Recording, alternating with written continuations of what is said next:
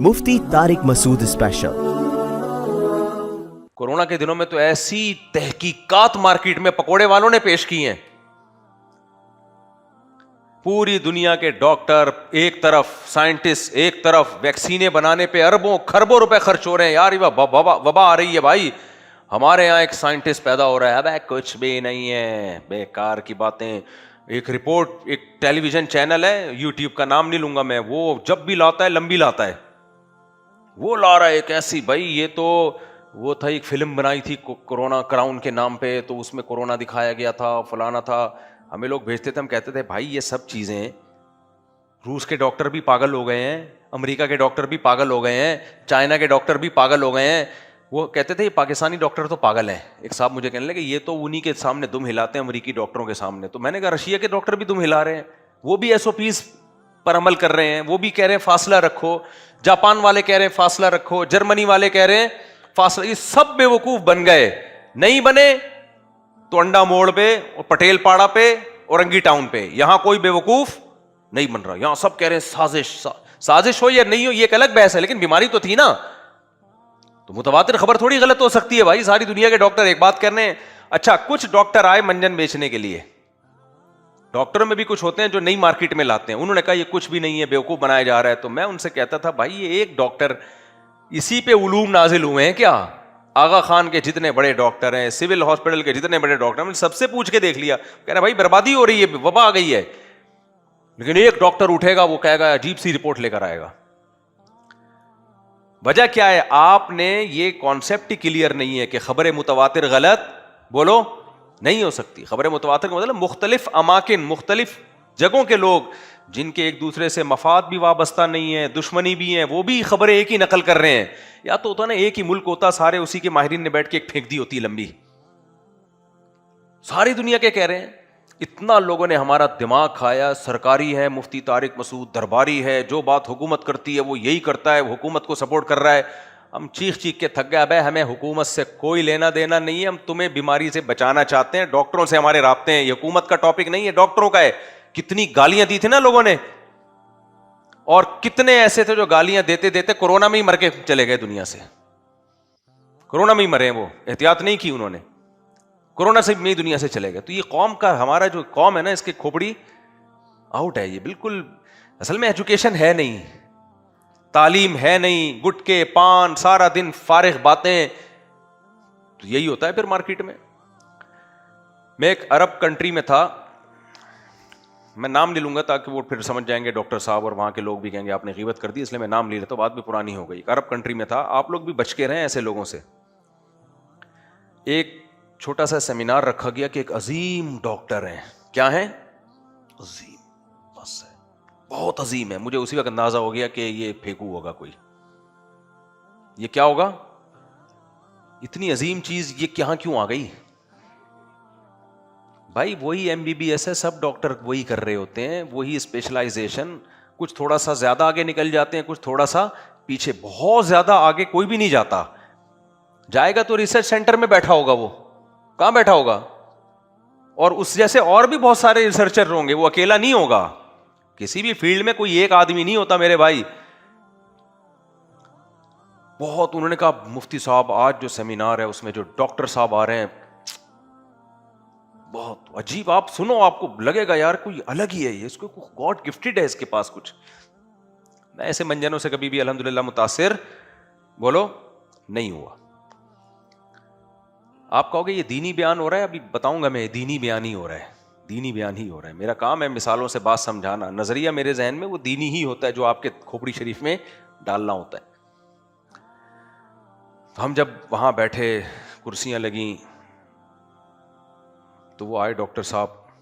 सबसे पहले तो डॉक्टर की अपनी सेहत देख के मैंने कहा कि ये बहुत कोई अजीम ही चीज है ये। इतने बारीक डॉक्टर था वो। मुझे अपने, हमारे महल्ले में एक हकीम साहब हुआ करते थे, 100 साल तो जिए होंगे। वही हकीम कमबख्त खुद कुछ और खाते हैं, हमें कुछ और खिलाते हैं। आवाम को खिलाएंगे वो सोने और चांदी के कुश्ते वुश्ते, उनके गुर्दे खराब करने के लिए। खुद अलग चीजें बना के खा रहे होते हैं ये। हकीम 100 साल जिंदा रहता है, लेकिन हकीम से इलाज करने वाला 50 साल से ज्यादा नहीं चलता। हकीम मैंने बहुत देखे, 90-99 साल के। تو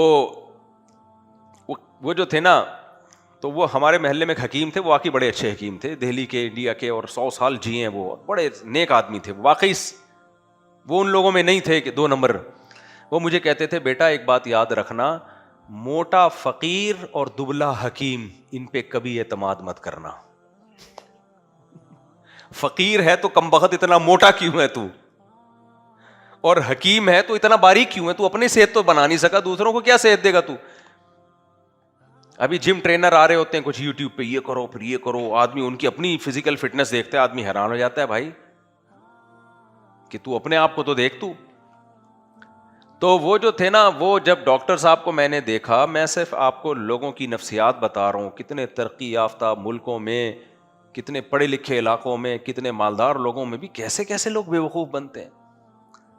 تو وہ کہنے لگے کہ ایک وہ بہت عظیم ڈاکٹر ہے, ایک مولانا صاحب بیٹھے ہوئے تھے, بڑے اچھے قابل مفتی ہیں, وہ کہنے لگے مفتی صاحب جب آپ ملو گے نا, واقعی مجھے کہنے لگے وہ اتنا زبردست ڈاکٹر ہے کہ اس پہ دبئی پہ بھی پابندی لگی, دبئی میں, کیونکہ اس کی وجہ سے سب ڈاکٹروں کی کلینکیں بند ہو رہی تھیں. اس کو امریکہ سے نکالا گیا, اس کی وجہ سے وہاں سب کا منجن بند ہو رہا تھا. اس کو یو کے سے نکالا گیا, کیونکہ یو کے میں لوگوں کو لگا کہ جب یو کے میں رہا نا تو ہماری میڈیکل سائنس تو بند, ہماری دکانیں تو بند, ایک ہی آدمی بھائی. تو سیاست سمجھ رہے ہیں, یعنی سب کی دکانیں کیا ہو رہی تھی ڈاکٹروں کی, بند. اس لیے اس پہ میں اسی وقت میں نے کہا بھائی اس کو تو یو کے سے بھی بھگایا ہے. یعنی یار ہماری قوم کی مینٹیلٹی دیکھو آپ, جو چیز نیگیٹو ہے وہ اس کو پازیٹو لے رہے ہوتے ہیں, جو پازیٹو ہے اس کو نیگیٹو لے رہے ہوتے ہیں. تجزیہ کرنا بہت مشکل کام ہے بھائی, کھوپڑی چاہیے اس کے لیے. تو وہ میں کسی عرب کنٹری کے ڈاکٹر کا بتا رہا تھا, تو انہوں نے کہا دبئی میں بھی ماشاءاللہ ان پہ پابندی لگ گئی, الحمدللہ یو کے میں بھی, کیونکہ اتنی بڑی شخصیتیں کہ سب ڈاکٹروں کی دکانیں کیا ہو رہی تھیں, بند ہو رہی. مجھے اندازہ ہو گیا کوئی بہت بڑی فلم آئی ہے مارکیٹ میں. خیر جب میں گیا پھر انہوں نے علاج بتایا, فلاں بیماری کا یہ علاج ہے, فلاں بیماری کا, جو ہم نے کبھی سنے بھی نہیں. تو میں تو نہیں بیٹھا گیا, اٹھ کے جانے لگا, لوگوں نے مجھے بٹھایا, میں نے کہا یار پھینک رہا ہے اس کو, پھینکنے تو بیچارے کو, تو تم لوگ اس سے کہتے ہیں نہیں اس کے ہاتھ میں اللہ نے بڑی شفا رکھی ہے. میں نے کہا تمہارے لیے رکھی ہوگی بھائی, یہ کون سی ایک چیز آئی ہے.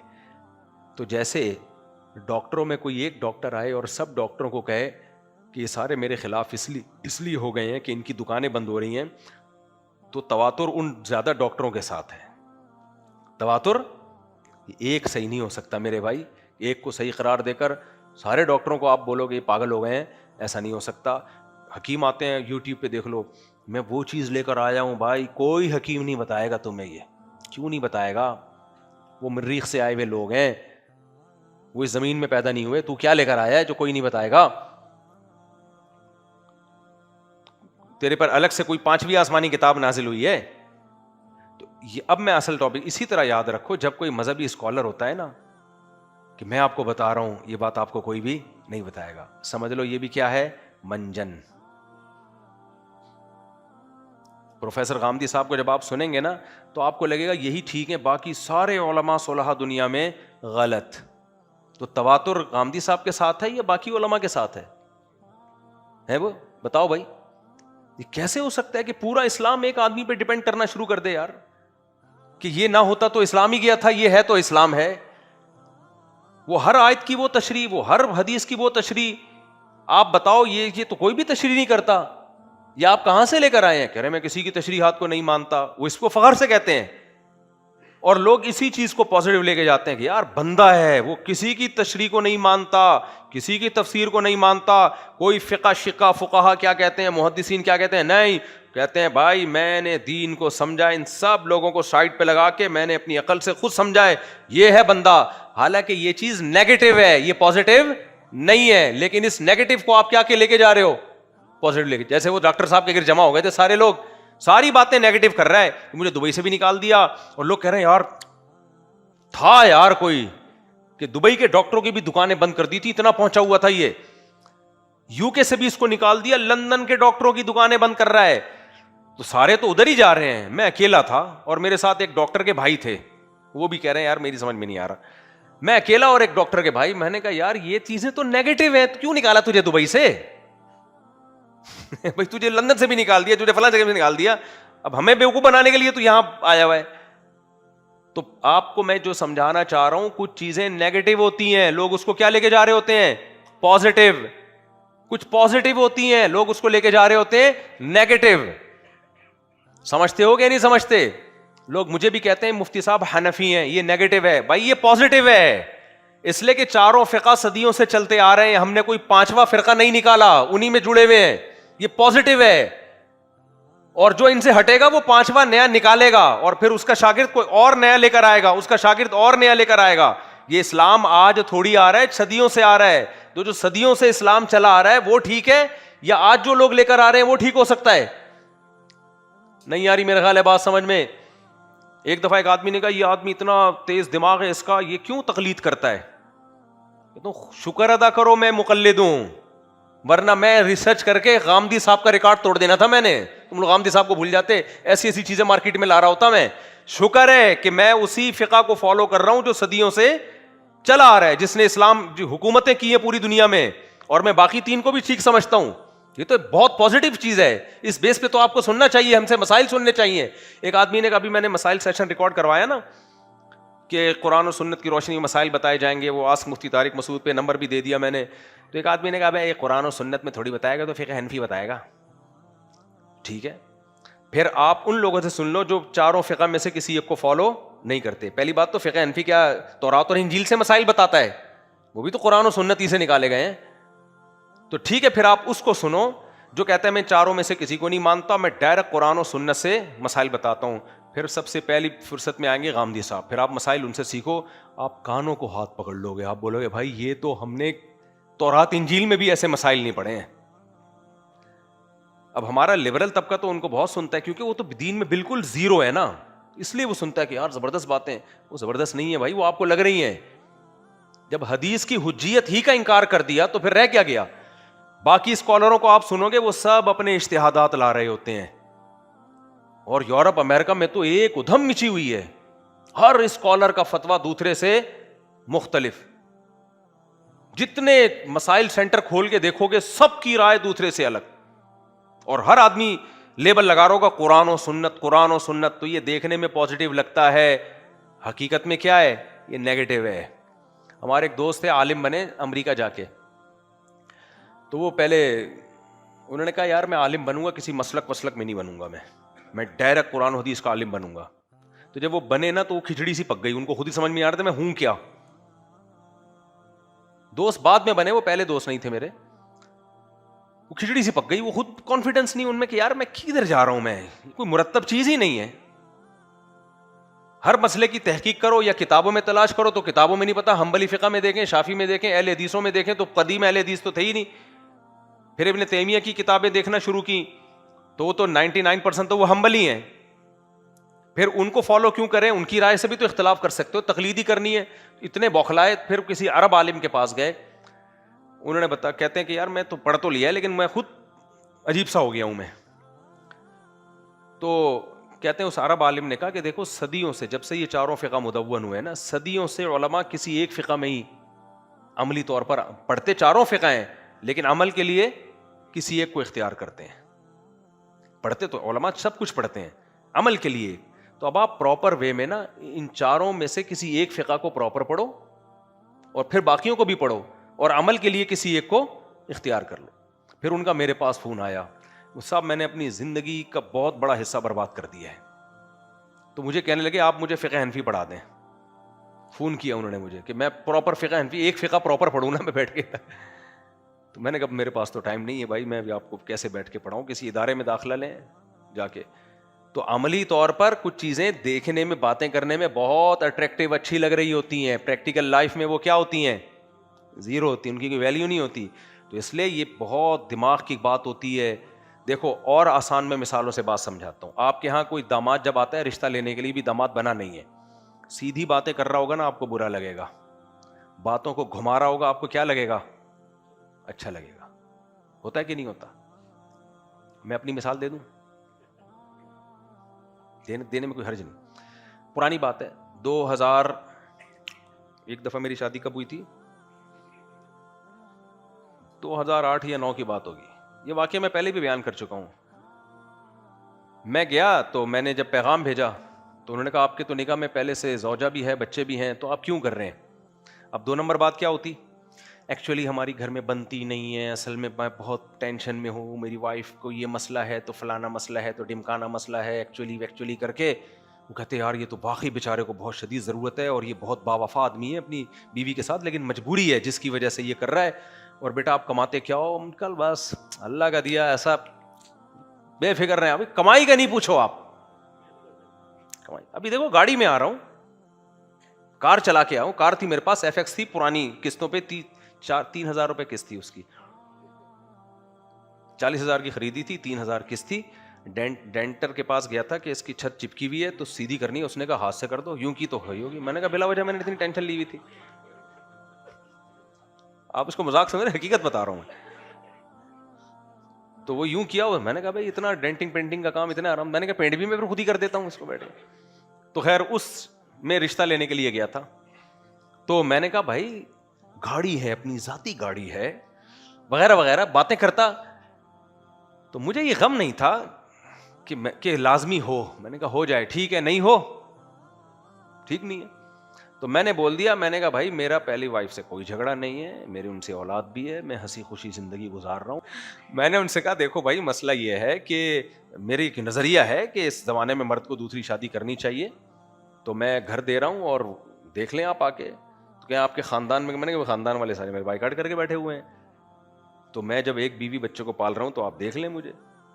تو وہ انکار کر دیا انہوں نے, تو جو مستورات تھی نا گھر کی انہوں نے انکار کر دیا. تو میرے جو سسر تھے نا, ابھی انتقال ہوا ان کا 1 سال پہلے, اللہ ان کی مغفرت فرمائے, انہوں نے کہا یار یہیں کرنی ہے اپنی بیٹی کی شادی. 6 مہینے بعد انہوں نے ہاں کی. انہوں نے کہا یار بندے میں ایک چیز صحیح نظر آ رہی ہے, بات کو گھما نہیں رہا ہے. صحیح ہے نا, بات کو گھما نہیں رہا ہے, گھما نہیں رہا ہے بات کو. کوئی یہ نہیں کہ یوں اور وہ, جو ہے اس نے گھر بھی دکھا دیا, بھائی یہ گھر ہے, یہ میری آمدن ہے, آپ دے دیں تو نوازش آپ کی, نہیں دیں گے تو انہوں نے مجھ سے کہا کہ ہم نہیں دیں گے, تو میں نے کہا پھر کہیں اور ٹرائی ماریں گے ہم. میں نے ایسے بولا کہیں اور ٹرائی کریں گے.